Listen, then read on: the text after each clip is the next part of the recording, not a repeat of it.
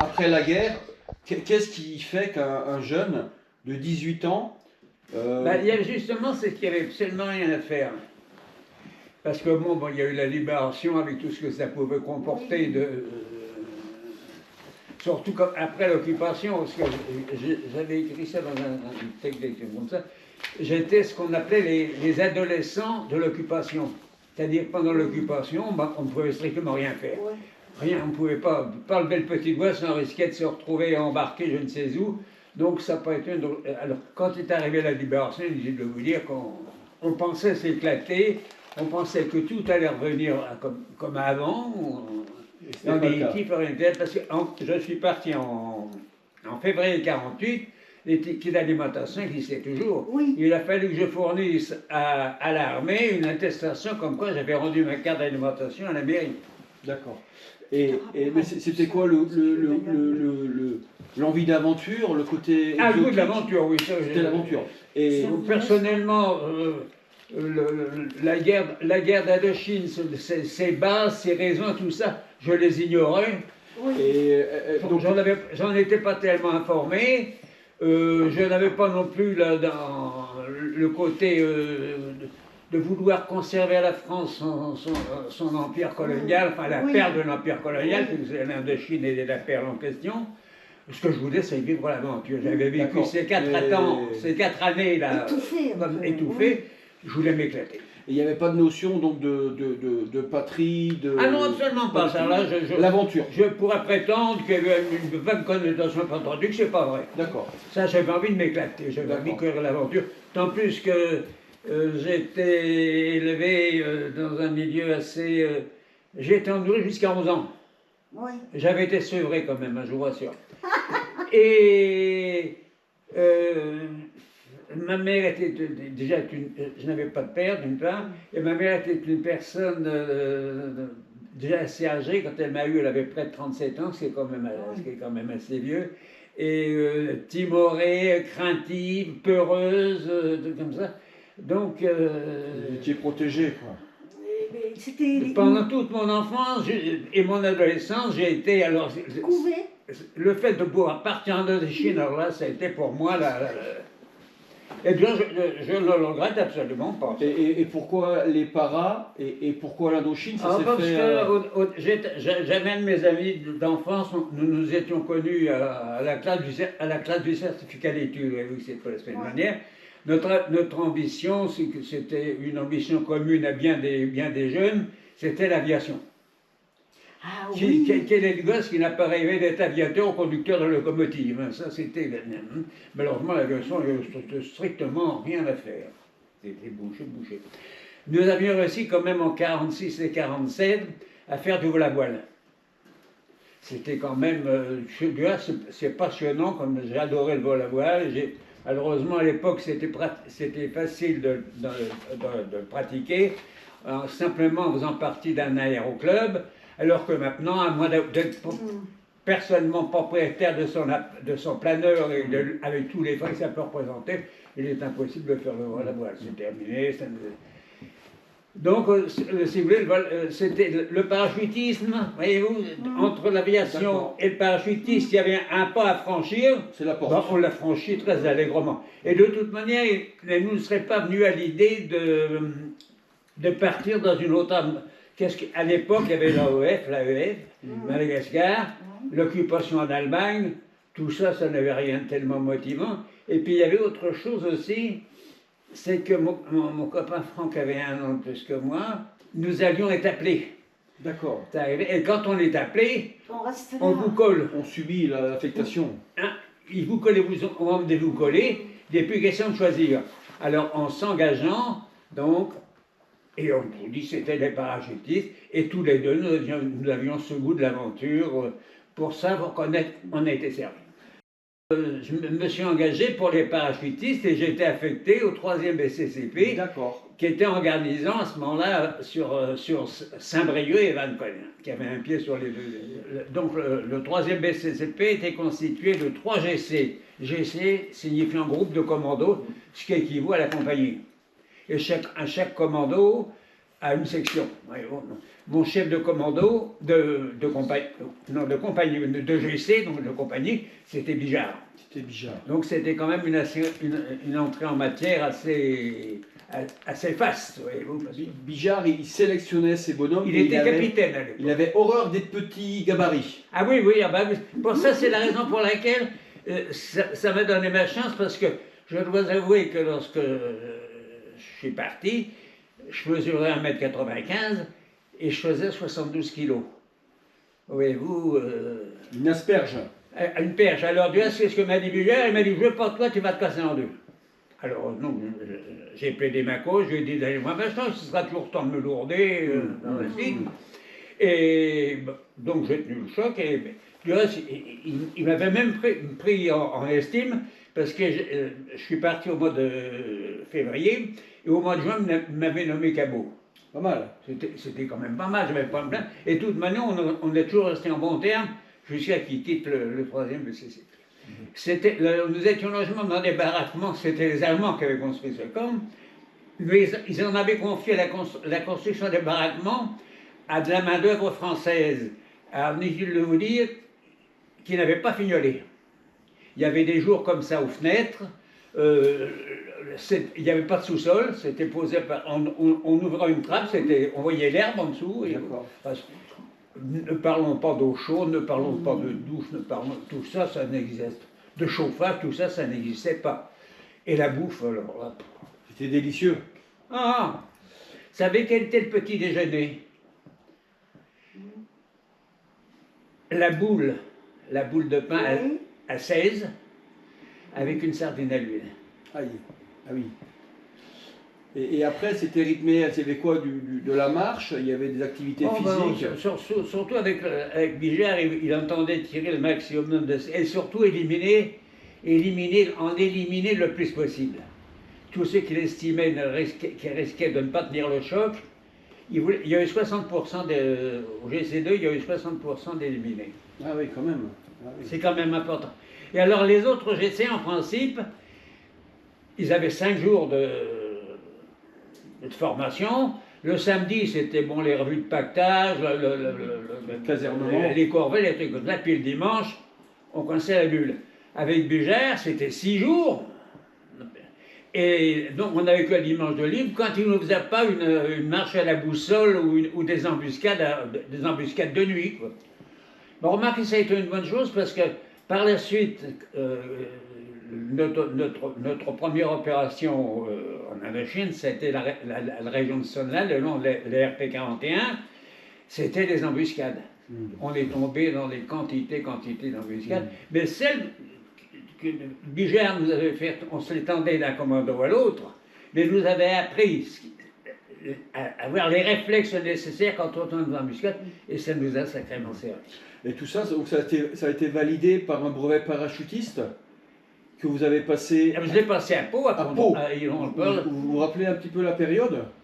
J'ai été breveté le jour de ma fête, le 29 avril 48. D'accord. Et la découverte du saut en parachute, impressionnant, émouvant, c'était quoi le terme qu'on pourrait définir? Épouvantable. J'ai le vertige sur un tabouret de cuisine. Aïe, ah oui, d'accord. Et ça, je vous garantis que ça a été la pire période de mes 4 ans et demi d'armée. Qu'est-ce que j'ai venu, honnêtement, j'ai été venu foutre dans cette galère? Mais j'avais signé, je m'étais engagé. Je ne pouvais pas me dégonfler, c'était pas possible. Déjà, quand on râlait avec le père Bijard, parce qu'il nous en faisait tellement baver, des fois il y avait des. Hein, on a été vous chercher. Non. Alors. Fermez votre gueule. Et donc là, le brevet para, il valide des compétences aéroportées, mais vous étiez passé par Fréjus pour le côté un peu aguerrissement commando. Ah oui, ça, ce qu'ils appelaient le sage marin. D'accord. Sur les bords de l'Argent, ça. On était logé au camp colonel Robert à Caïs, là. Oh, ça a duré à peu près 3 semaines, quoi. Oh, c'était C'était une mise en bouche? Bon, c'était pas passionnant. On a passé notre temps à essayer de traverser cette fameuse rivière, l'Argence, là, de tous les moyens possibles, sauf en prenant les ponts. Et voilà, avec des bambous et nos toiles de tente, on faisait des trucs pour pouvoir faire des espèces de radeaux pour faire traverser des les boudins. arbres, enfin des trucs. Je suis pas certain que c'est une grande utilité. Je suis pas. Mais enfin, ça faisait partie de l'entraînement. Ben oui, parce on a embarqué le 23 octobre. D'accord. Petite permission avant ou pas? Près de 3 semaines de permission quand même. D'accord. Ce qu'ils appelaient la permission de départ colonial. D'accord. D'accord. Donc voilà, c'est l'aventure commence. Ah, l'aventure commençait. Elle commence par un départ à Marseille. Un départ à Marseille, oui, le 23 octobre. Le pasteur? Escale à Mers-el-Kébir pour charger le premier BEP. Et puis après, Port Saïd, Colombo, Singapour et le Cap Saint-Jacques. Donc la découverte de nouvelles cultures. Émerveillement. Canal de Suez. Canal de Suez, oui, c'était intéressant. Surtout que je le voyais un peu particulièrement parce que c'est un de mes ancêtres qui l'a construit, Ferdinand de Lesseps. D'accord, d'accord. Bon, enfin, on va dire, j'ai pas de royalty pour autant, je vous dis tout de suite. Et donc on est sur le Pasteur. Pasteur, oui. Comment se passe la cohabitation avec les légionnaires? Parfait. Parfaite. Avec le premier BEP, donc, on s'est entendu. Du reste, au cours de nos 2 ans de séjour, avant la retraite de Kéoman, on s'est croisés au cours d'opérations, on entretenait des rapports absolument. On s'est retrouvés dans les docks de Marseille, là. Du reste, on n'avait rien à bouffer, une fois de plus. Et les gars se sont fait déventrer avec ce qu'ils ont trouvé. Ils sont tombés sur des cacahuètes qui n'étaient pas grillées. Ils se sont chopés des diarrhées, mais alors que nous avons embarqué sur... Moi, c'était des cales, vous savez. Moi, j'étais des 6 bâbord. Alors, les cales, immenses, au plafond des crochets pour accrocher les hamacs, oui. Tout était calculé. Le nombre de hamacs, ou alors les gars dormaient sur les tables. Parce que ça servait de réfectoire. Vous aviez des grandes tables avec des bancs qui étaient alignés. Les gars dormaient sur les tables ou ils dormaient dans les hamacs. Ah, c'était pas le grand confort. Par contre, la bouffe. Ah, la bouffe sur le Pasteur. C'était le bonheur. Pasteur. Ah, merveilleux, du pain blanc, des morceaux de pain blanc. C'est un véritable dessert, le pain. Surtout J'ai à la jamais sortie de la compris guerre. comment des gars arrivent à faire cuire, à faire une nourriture aussi savoureuse, si l'on peut dire, pour 5000 personnes. Ça, alors là... Ben alors, la corvée de soupe, à midi, elle commençait à 10h et à 5h le soir. Les troupes embarquées fournissaient la corvée? Ah oui, les corvées. Pour aller chercher la soupe, ah oui. C'est pas eux qui la faisaient, mais fallait la chercher aux cuisines pour la ramener dans les cales. Et la traversée, c'était quoi? C'était des manœuvres, c'était de l'instruction, c'était la découverte. Non, à part l'exercice d'abandon, il n'y avait rien. Mais vous ne pouvez pas vous imaginer ce qu'on peut s'emmerder à bord d'un bateau. Parce que c'est très joli de regarder les marsouins ou les dauphins, comme ça. Mais quand on a vu ça pendant quelques heures, on pense à... Il n'y a rien d'autre à foutre. Il n'y a rien d'autre à foutre. Il y a des gens qui ont été pris par un doute et vous ont abandonné dans les escales? Oui, il y a 2 gars du GCD, du Viciac et Gestibelli, qui ont déserté, qui ont plongé donc, dans le bouillon, et qui ont été se balader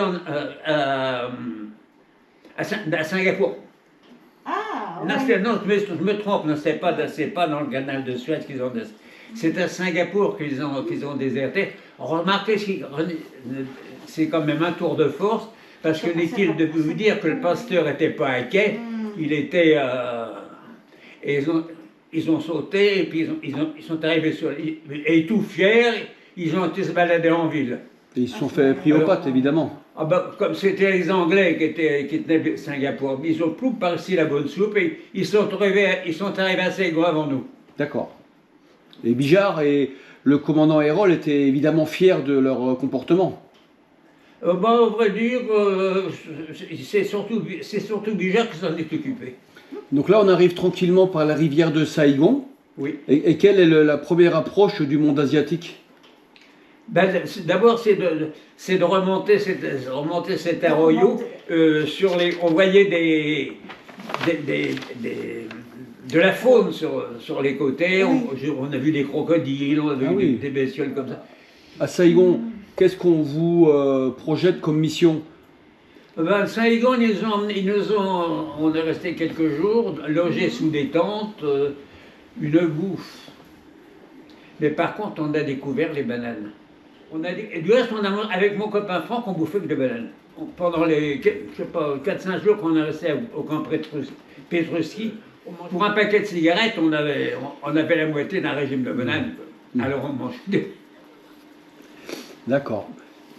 Et alors là, de là, ils nous ont envoyés à Hauquemont, c'est à l'entrée de la plaine des Joncs, c'est une sorte de mise en jambe, voyez-vous. Toutes les unités qui débarquaient, on les envoyait là pour faire des petites patrouilles dans la plaine des Joncs, apprendre à monter les gars, et s'habituer à la garde, être sentinelle. La sentinelle de nuit, quand on débarque, c'est pas tellement marrant, hein, on est-il de dire, parce que ce qu'on appelait les éléphants roses, les gars qui tirent la nuit à tout va parce qu'ils sont persuadés qu'il n'y a rien. Qui débarque, le gars qui débarque, on le dégrossit. Ouais, et là, ils nous envoient. Et là, à ce moment, on est resté là, mais comme Bijard ne s'entendait pas avec Pampan, Pampan c'est l'Hérole, il ne s'entendait absolument pas. Et il a réussi à faire expédier son GC au Tonkin. Et je vous garantis que la traversée de Saïgon à Haiphong en fin novembre, oh là là, un vieux Libertigis, on a toujours l'impression qu'il allait s'ouvrir en deux, mais vous, comme ces bateaux-là n'avaient pas une telle bonne réputation, ils étaient soudés et non riftés, si j'ai bonne mémoire. Et on est arrivé à Hanoï. Et on a été logé à Gialam, c'est juste avant le pont d'Oumer. Je vois bien, c'est l'aérodrome. 1 kilomètre du pont d'Oumer, dans des baraquements qui avaient appartenu à la compagnie des chemins de fer de Yunnan. Ils étaient bien serrés, ces bâtiments. Il n'y a qu'un défaut, c'est que les Chinois étaient passés par là. Il n'y avait plus de fenêtres, il n'y avait plus de portes, il n'y avait plus de plomberie, il n'y avait plus rien. Ils avaient laissé à la toiture, ils n'avaient pas dû avoir le temps de l'emmener à mon avis. On a fait quelques opérations le long du canal des Rapides. On a fait une opération aussi derrière des chars, enfin des automitrailleuses. Qu'est-ce qu'on a pu bouffer comme poussière, c'est incroyable. Dans la rivière sèche, c'est abominable. Et puis de temps en temps, descendant en ville. À Hanoï. Parce qu'il n'y avait que le pont d'Oumer à franchir et on était à Hanoï. Et surtout, le pont d'Oumer, de l'autre côté, il arrive dans le quartier des corporations. C'était maigre. Les soldes étaient intéressantes à partir de caporal-chef. Mais en dessous, ça semblait énorme, comparativement, mais en fonction du prix de la vie là-bas. La piastre était à 17 francs à l'époque. Elle n'avait pas un pouvoir d'achat sur le trafic des piastres. Instructif, il y a quantité de gens qui ont été mouillés là-dedans. Marqué, qu'est-ce qu'on pouvait trafiquer, nous, avec les quelques centaines de pièces qu'on touchait. C'était pas important, vous n'aviez pas le temps d'aller... Même si on avait essayé des expédients en France pour la vendre plus cher, je ne vois pas ce que ça nous aurait rapporté. Non, tout ça, c'est pas... C'est comme quand on a débarqué, on nous a demandé si on avait de l'opium. Les douaniers nous demandaient, vous n'avez pas d'opium? Je lui ai dit, vous me poserez la même question quand je repartirai. C'est plus logique. Écoutez, allez demander à des gars qui débarquent, ils ont de l'opium dans leur bagage. On laisse tomber où on en est. Je vais vous donner une anecdote. Le 8 juin 1948, le 6 juin 1948, c'était le 4e anniversaire des débarquements. Mais rien n'était prévu à Paris, tout était prévu sur la plage de débarquement, ce qui est absolument normal. Et pourtant, le GC2, uniquement le GC2, a défilé sur les Champs-Élysées.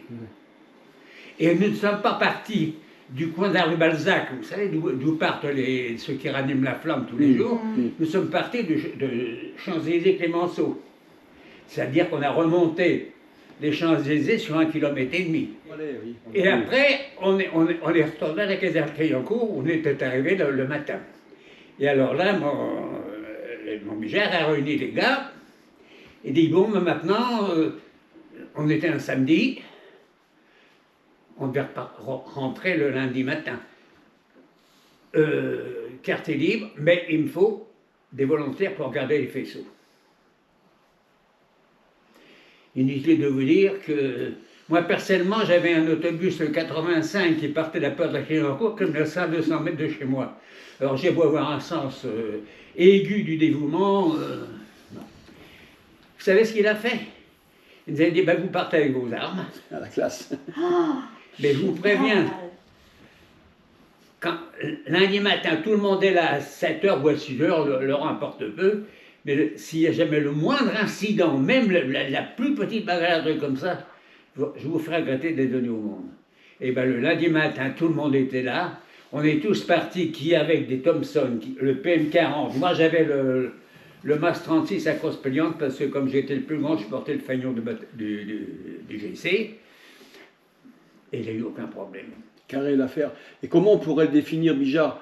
Une gueule, un chef, un communicant? Un chef avant tout. Un guerrier? Ah, c'était un chef. Un chef quand même.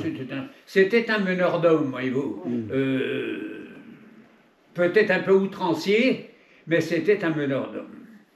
Et puis alors, il avait une sorte d'aura, voyez-vous. Quand il entrait quelque part, on le voyait que lui. Ah, de la gueule, du panache, du bagou. Il était incroyable, ce gars. Incroyable. On avait, au point de vue radio, on avait le 694 qui marchait avec la truc. Le 300, enfin, qui n'avait pas de portée, qui avait 80 km de portée. Ou alors le Watson, non, le numéro, il m'échappe. Le petit talkie-walkie, là, voyez-vous. Et on communiquait comme ça. Mais les deux commandos du GC2, on ne s'est pratiquement pas vus pendant tout le temps. On était dans un coin, eux dans un autre. Et lui, il est au milieu de tout ça. Il orientait ses gars. Votre chef de section, c'était le lieutenant Rougier? Le chef de section, c'était le lieutenant L'Huillier. L'Huillier, qui a été tué le 17 février. Lors d'une ouverture de route? Hein? Lors d'une ouverture de route? Non, pas dans une ouverture de route. Non, c'est Valet de Perrault qui a été tué dans une ouverture de route. Pour aller dans ce village s'appelait Chiencan, c'est ça. Et pour y arriver, on avait marché 180 km en 4 jours. Et quand on est arrivé la veille au soir, on était vraiment flappis. Sauf moi, parce que moi, avec mes cannes, alors la fatigue, je ne connais pas. Maintenant, je suis incapable de faire 100 mètres, mais enfin, ça, ce n'est qu'un détail. Et quand on est arrivé dans le village, mon huilier s'est assis sur un coffre dans la baraque du chef de village. Bon, carabine à l'épaule, bretelle de suspension, chapeau sur la tête, il s'est endormi. Alors là, encore une anecdote, si vous voulez, moi à l'époque, j'avais un bel appétit, je me suis préoccupé de faire la bouffe. Ah non, pas de la faire, mais de la faire faire, parce que... Caporal. Où j'aurais pu me procurer le truc nécessaire, donc j'ai fait tuer des poulets, un cochon, un truc comme ça. On était 80, quelque chose comme ça. Et lorsque ça a été prêt, j'ai été chercher mes coffrets, ils m'ont tous envoyé chez et mangé tout seul. Trop fatigué? Pas sur oublié. Ah ouais, à 180 et le lendemain, donc, moi, avec mon huilier, donc le 17 février, nous voilà partis en patrouille. Bon, on s'est fait allumer une fois, mais enfin rien de bien sérieux. On a tourné pendant 2-3 heures, quelque chose comme ça. Et puis, il prend la décision de rentrer. Là, on nous attendait, une embuscade carabinée. Il a pris, la première balle a été pour lui. Alors, il est tombé à, je sais pas, comme la fenêtre de moi. J'étais vraiment, elle aurait pu être pour moi. Et du coup, le moral, il est dans les chaussettes, là? Ah ben là, oui, on était, parce que on était plutôt, on avait Rougier n'était pas là. Il était resté avec avec le gros du GC, il y a une petite équipe qui était partie. Et donc il a fallu transporter le corps de Bullier jusqu'à Sonna, ce qui n'a pas été facile parce que c'est un sacré lascar. Il devait faire 1,85 m et il devait peser dans les 120 kg. Et donc là, c'était quoi là? C'était 6 mois, avril? À peu près avril, oui. Donc là, vous étiez complètement autonome? Ah, on était complètement autonome, bouffait sur le pays. On n'a jamais vu une ration. Tout ce qu'on pouvait avoir à volonté, c'était le sel. Alors ça, le sel, on a besoin de sel, on nous en droppait 1 tonne. Donc on avait du sel, ça manquait pas de sel. Et le sel était une denrée rare dans le coin. Je dis, à titre d'exemple, vous embauchez un gars de village pour lui faire porter une charge pendant toute la journée, et le soir vous lui donnez 2 poignées de sel, le gars il vous saute au cou.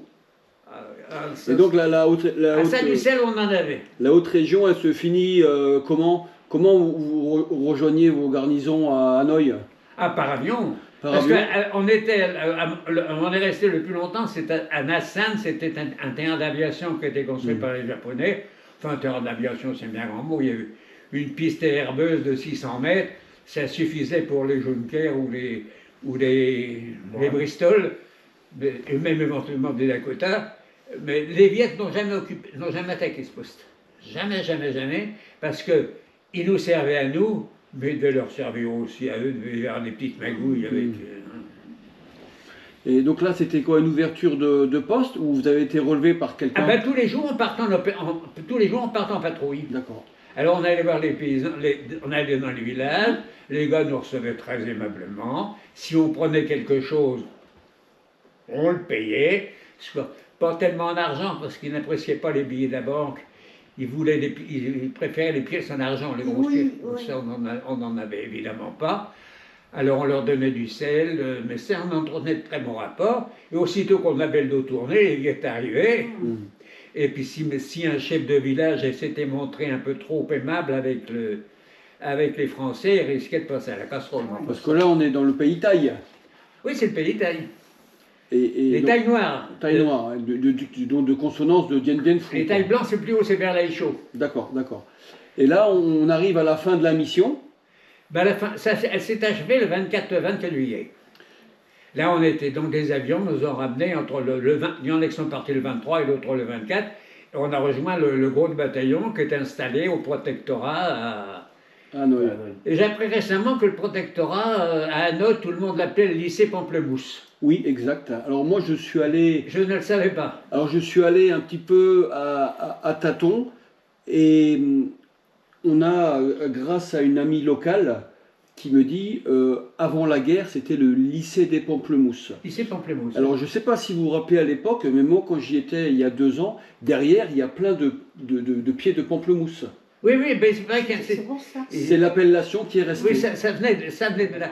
Alors moi j'avais des photos d'époque que j'ai réussi à calquer sur aujourd'hui, ça n'a pas bougé, et j'ai retrouvé des photos d'époque où il y avait à un moment une veillée aux morts. Il y avait un moment? À un moment il y avait une veillée pour un mort du 3e BCCP. Oui. Ça vous parle ou pas? Non, vous n'étiez pas... C'était pas votre commando? Ah, moi, non, j'ai pas entendu parler de ça. Et j'ai la photo que je pourrais vous transmettre. Oui. Et donc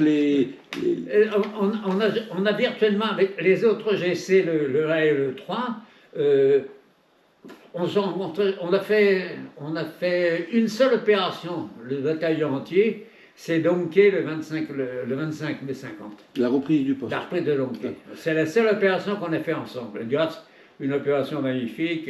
Du reste, il y a une anecdote, puisque vous aimez ça.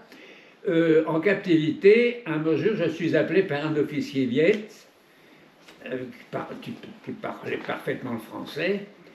Et il me dit, vous étiez au 3e BCCP. Ben, il le savait, puisqu'il avait... Ben, je lui dis, oui, il me dit, vous savez, vous savoir la chance que vous avez ce jour-là. Comme le seul endroit où on pouvait larguer les parachutistes, c'était au pied de la citadelle. L'autre terrassé dégagé était à 4 km. Donc on pouvait parachuter là. On vous avait préparé un comité d'accueil, mais alors quelque chose de gratiné. Et un quart d'heure avant que vous n'arriviez, on avait tout démonté. Et, encore une ironie de la vie, cet officier Viette et moi, on avait des relations communes à Paris. C'est pas vrai. Le chef d'orchestre Claude Luther, je ne sais pas si vous avez entendu parler. Oui. Vous avez entendu parler? Eh ben, c'était un copain. C'est avec lui que j'ai fait mon dernier Saint-Sylvestre avant de partir à l'armée. Donc là, on est situé au mi-année 1949. Oui.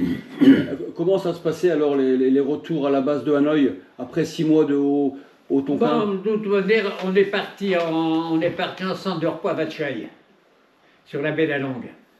Là, on a passé une quinzaine de jours, mais alors... Le bonheur.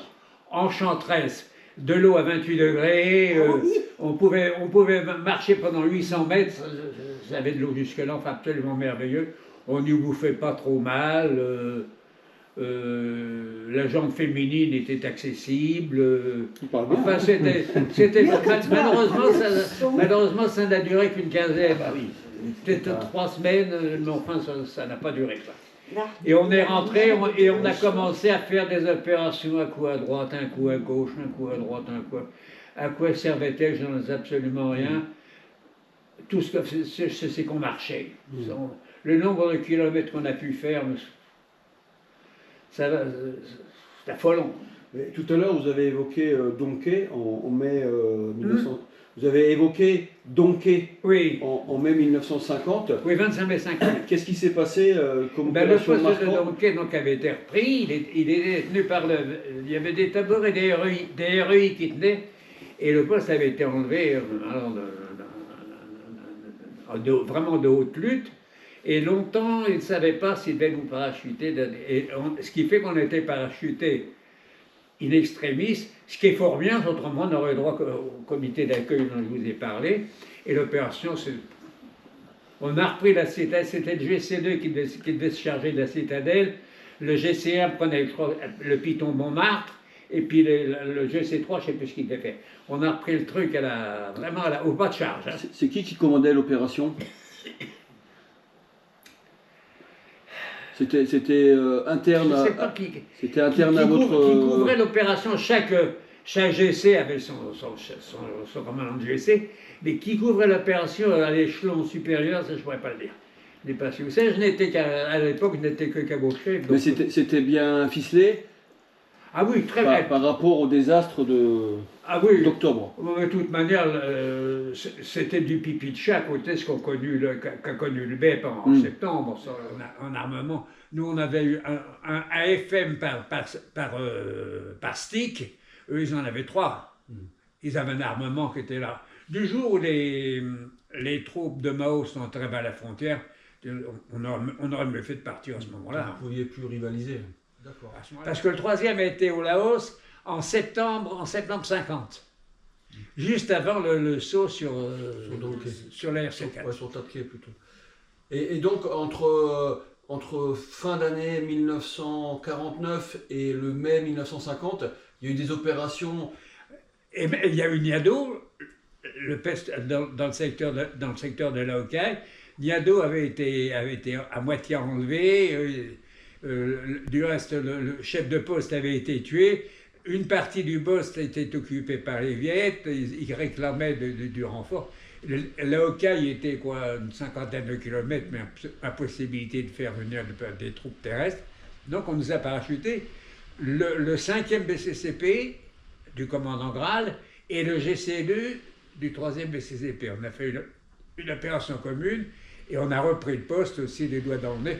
Du reste, il y a eu de la casse, on s'est donné un mal de chien, et quand on est reparti, on a abandonné le poste. Et donc on arrive à Nouvel An, donc en fin d'année 49. Oui. Et donc l'année 1950 se présente bien, c'est la dernière ligne droite avant le retour en France. Ben oui, c'était... Donc, enfin, elle a quand même été bien remplie, parce qu'il y a eu Sognado,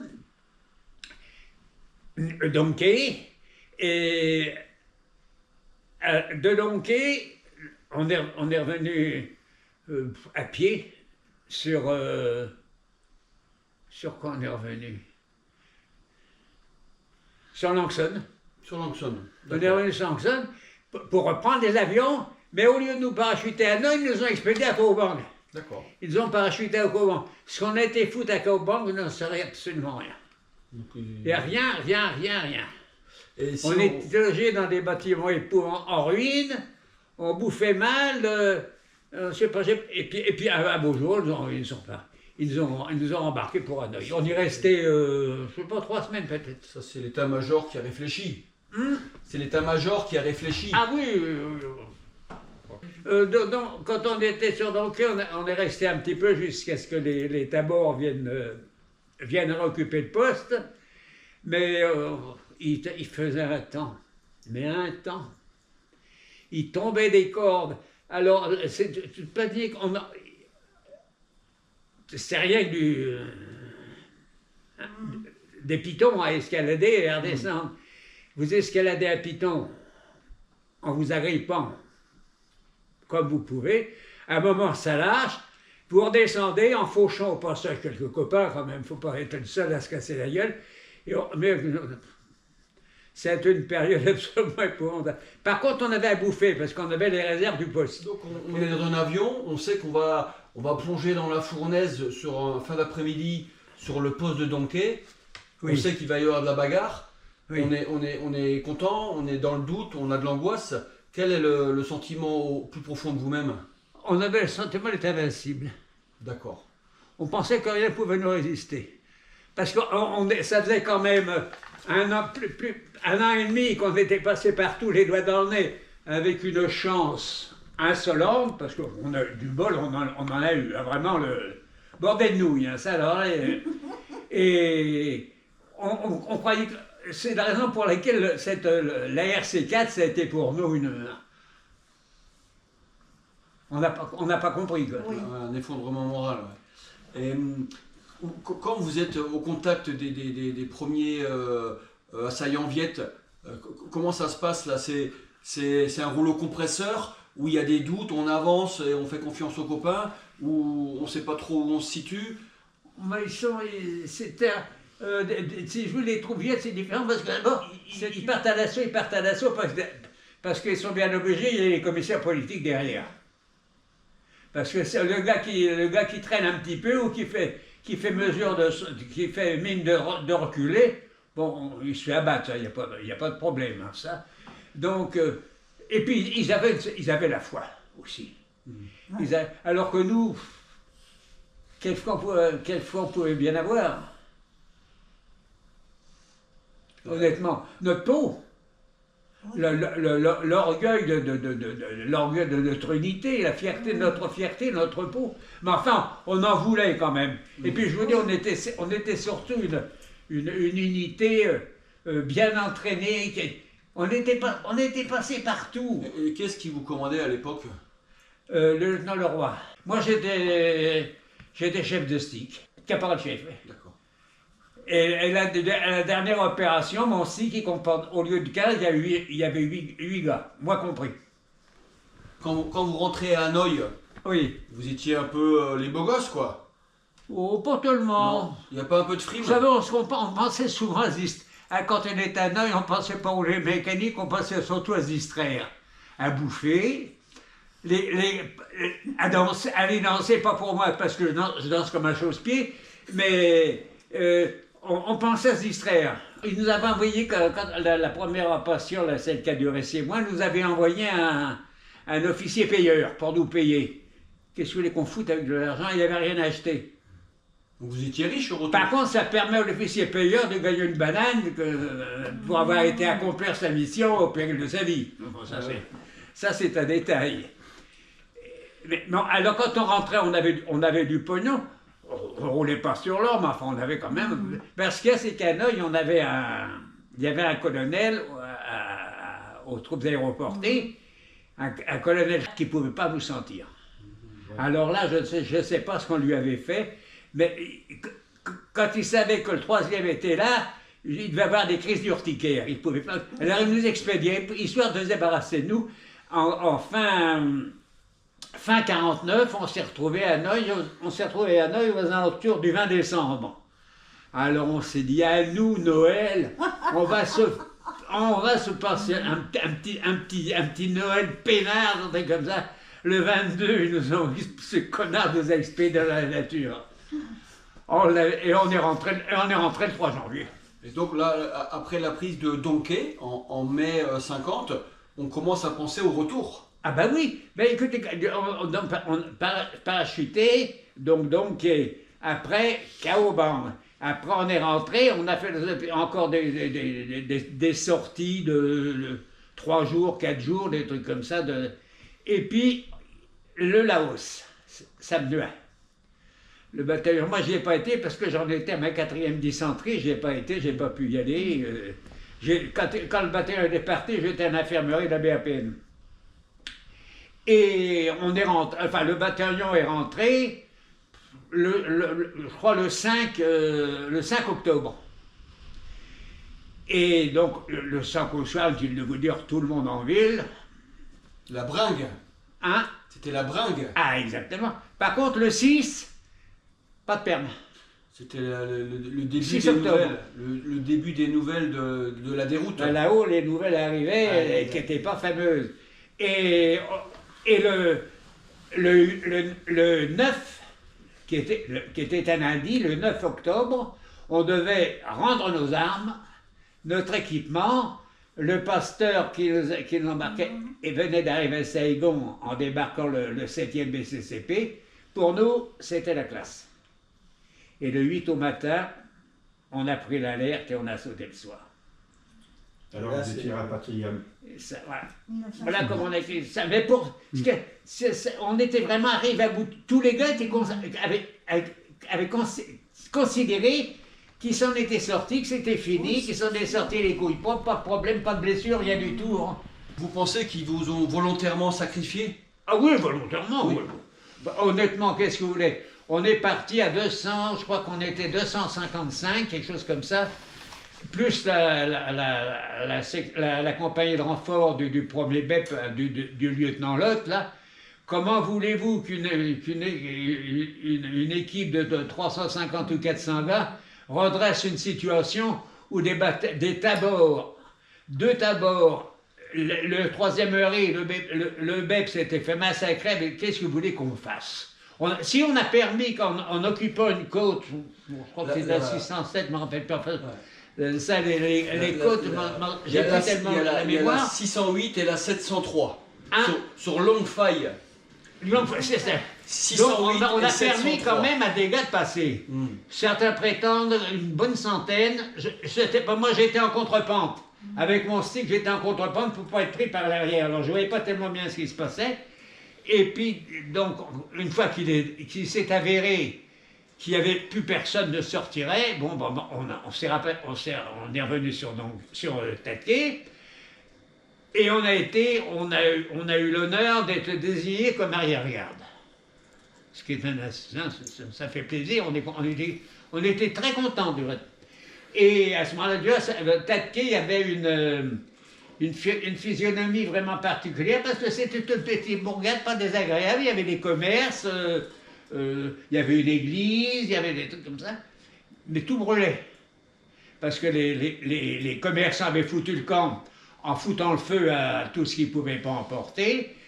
Et malheureusement, il avait un pont à franchir, un pont sur le Song Kekong. Et les Viet avaient réussi à le faire sauter. Et là, ça a été la catastrophe, parce qu'un pont, ça se traverse en 3 minutes, mais une rivière embarque, et pour tout arranger, devant nous, nous avions un tabord. Et vous savez que les tabords se déplacent, ils n'entrent pas dans les villes, ils campent autour des villes. Donc ils ont tout leur tente, leur bordel, leur gamelle, y compris les bonnes femmes de leur BMC. Tout, ils étaient devant nous, et ils ont mis toute la nuit à traverser. Ils ont laissé les barques de l'autre côté. On y était. Ils ont mis toute la nuit à traverser, et encore pour tout arranger, ils ont laissé les barques de l'autre côté. Alors nous on attendait bien gentiment, à la fin il a fallu que des gars en pleine nuit elles traversaient à la nage au mois d'octobre. Donc c'est déjà des heures qui étaient cruciales sur le repli. À la fin, ces heures-là, on jouait beaucoup sur le repli. Oui, Alors, on aurait dû traverser à 3h, 4h du matin, tout passé. On était de l'autre côté, il était 9h passé. Alors, les Viettes, à 2 ou 4, les Viettes nous attendaient. Mais alors, une embuscade, on ne pouvait ni avancer, ni reculer, ni partir à gauche. Partir à droite, on ne pouvait pas, c'était un talweg qui était juste sous le feu d'un poste gaénénique que les Viettes avaient pris. À droite, à gauche, c'était la brousse. On a foutu le camp dans la brousse, c'était la seule solution. Le premier coup de feu, je crois qu'on a eu une dizaine de gars qui ont été alignés sur la route immédiatement. Alors le temps de se filer dans le fossé, des trucs comme ça, bon, oui.